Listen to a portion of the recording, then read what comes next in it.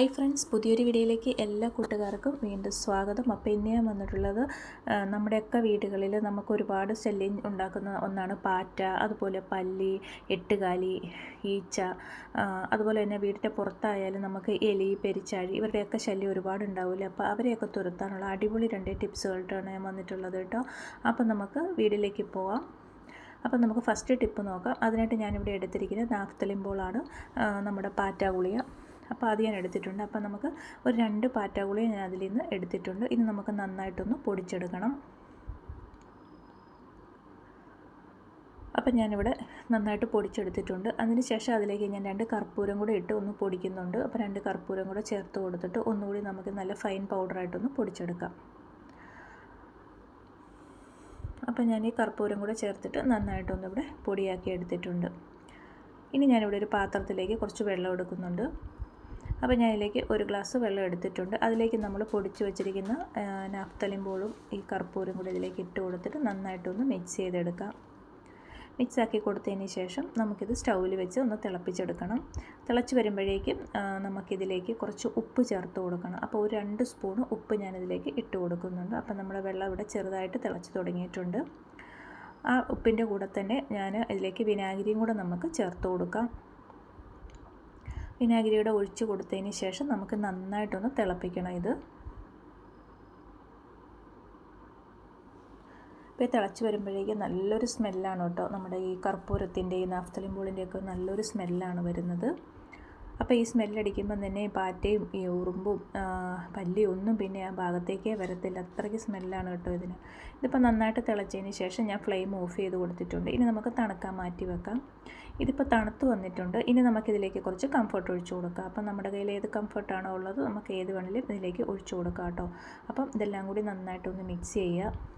അതിനുശേഷം ഇതിലേക്ക് നമുക്ക് കുറച്ച് വെള്ളം കൂടി ചേർത്ത് കൊടുക്കണം. ഞാനിപ്പോൾ 1 ഗ്ലാസ് വെള്ളത്തിലാണ് ഇത് ഞാൻ മിക്സ് ചെയ്തെടുത്തിരിക്കുന്നത്. ഇനി ഇതിലേക്ക് ഞാൻ 1 കപ്പ് വെള്ളം കൂടി ചേർത്ത് കൊടുക്കുന്നുണ്ട്. 1 കപ്പ് വെള്ളം കൂടി ഒഴിച്ചിട്ട് നമുക്ക് നന്നായിട്ട് ഒന്നുകൂടി മിക്സാക്കി എടുക്കാം. അതിനുശേഷം നമുക്കിതൊരു പ്ലാസ്റ്റിക്കിൻ്റെ ബോട്ടിലേക്ക് ആക്കി കൊടുക്കാം കേട്ടോ. അപ്പോൾ ഞാൻ ഇതുപോലൊരു പ്ലാസ്റ്റിക്കിൻ്റെ ബോട്ടിൽ എടുത്തിട്ടുണ്ട്. അതിലേക്ക് ഞാനിത് ഒഴിച്ചു കൊടുക്കുന്നുണ്ട്. എന്നിട്ട് അതിൻ്റെ അടപ്പിന് ചെറിയൊരു ഹോള് ഞാൻ ഇട്ട് കൊടുത്തിട്ടുണ്ട്. ഇനി നമുക്ക് ഇത് വെച്ചിട്ട് നമ്മുടെ വീട് മുഴുവൻ ക്ലീൻ ചെയ്യാവുന്നതാണ് കേട്ടോ. നല്ലൊരു സ്മെല്ലും ആയിരിക്കും. അതുപോലെ പാറ്റയുടെയും പല്ലിയുടെയും ഒന്നും ശല്യം, ഉറുമ്പ്, ഈച്ച, അതുപോലെ എട്ടുകാലിയുടെയൊക്കെ ശല്യം ഇതൊന്നും ഉണ്ടാവത്തില്ല. നമ്മൾ രാത്രിയിൽ കിച്ചൺ ജോലിയെല്ലാം കഴിഞ്ഞതിന് ശേഷം കൗണ്ടർ ടോപ്പ് ക്ലീൻ ചെയ്തതിന് ശേഷം നമുക്ക് ഇതൊഴിച്ച് നമുക്ക് ക്ലീൻ ചെയ്യാവുന്നതാണ് കേട്ടോ. അപ്പം രാത്രിയിലാണല്ലോ കൂടുതലും നമ്മുടെ കിച്ചണിലേക്കൊക്കെ പാറ്റയും പല്ലി എട്ടുകാലിയൊക്കെ ഉണ്ടാവുക. അപ്പോൾ അതിൻ്റെ ഒന്നും ശല്യം ഉണ്ടാവത്തില്ല. നല്ല കിച്ചൺ നല്ലൊരു സ്മെല്ലും ആയിരിക്കും നമ്മുടെ കിച്ചണിൽ. അതുപോലെ രാത്രി സമയത്ത് നമ്മുടെ കിച്ചൺ സിങ്കിൻ്റെ ഉള്ളിൽ നിന്ന് കയറി വരുന്ന പാറ്റ, അതുപോലെ പഴുതാര, മറ്റുള്ള കീടങ്ങൾ ഇവരൊന്നും നമ്മുടെ കിച്ചൺ സിങ്കിൻ്റെ ഉള്ളിൽ നിന്ന് കയറി വരാതിരിക്കാൻ നമ്മുടെ സിങ്കിനുള്ളിലും രാത്രി നമുക്ക് ക്ലീൻ ചെയ്തതിന് ശേഷം ഇതുപോലെ ഒഴിച്ചു കൊടുക്കാവുന്നതാണ്. അതുപോലെ നമ്മുടെ വാഷ് ബേസിൻ ഒക്കെ നമുക്ക് നമ്മുടെ ബാത്റൂമിൻ്റെ സ്ലീവ് അവിടെ ഒക്കെ നമുക്കിത് ഇതുപോലെ ഒഴിച്ചു കൊടുക്കുകയാണെങ്കിൽ രാത്രിയിൽ കയറി വരുന്ന പാറ്റയുടെയും പല്ലിയുടെയും ഒക്കെ ശല്യം നമുക്ക് കുറയ്ക്കാൻ പറ്റും. അടുത്ത നമ്മൾ ഫ്ലോറൊക്കെ ക്ലീൻ ചെയ്യുന്ന സമയത്ത് നമുക്ക് വെള്ളത്തിൽ ഒഴിച്ചിട്ട് വേണമെങ്കിൽ നമുക്ക് ക്ലീൻ ചെയ്യാം. അല്ലാതെ ഡയറക്റ്റ് നമുക്കിതുപോലെ തറയിൽ ഒഴിച്ചിട്ട് നമുക്കിതുപോലെ ക്ലീൻ ചെയ്യാവുന്നതാണ്. നല്ലൊരു സ്മെല്ലും ആയിരിക്കും. അതുപോലെ ഉറുമ്പോ, എട്ടുകാലി, ഈച്ച ഒന്നും നമ്മുടെ തറയിലേക്ക് വരത്തില്ല. എപ്പോഴും നല്ല ഫ്രഷായിട്ട് കിടക്കുകയും ചെയ്യും. അതുപോലെ നമ്മൾ പുറത്തൊക്കെ നമുക്ക് എല്ലാ ഭാഗത്തും ഈ എലിയുടെ ശല്യമുള്ള ഭാഗത്തൊക്കെ ഇതൊന്ന് ഒഴിച്ചു കൊടുക്കുകയാണെങ്കിൽ ആ ഭാഗത്തേക്ക് എലിയോ പെരിച്ചാഴിയോ ഒന്നും പിന്നെ ശല്യത്തിന് വരത്തില്ല. അപ്പോൾ ഇതിൻ്റെ ഒരു സ്മെല്ലടിച്ചിട്ട് എലിയൊന്നും പിന്നെ ആ ഭാഗത്തേക്ക് വരത്തില്ല. അപ്പോൾ എല്ലാവരും ഒന്ന് ട്രൈ ചെയ്ത് നോക്കണം കേട്ടോ.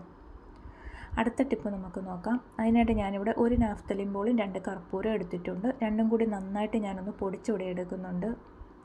അപ്പോൾ നമ്മുടെ പൊടി ഇപ്പോൾ ഇവിടെ റെഡി ആയിട്ടുണ്ട്. 1 നാഫ്തലിൻ ബോൾ, അതിൻ്റെ കൂടെ 2 കർപ്പൂരം കൂടെയാണ് കേട്ടോ ഞാൻ പൊടിച്ചെടുത്തിരിക്കുന്നത്.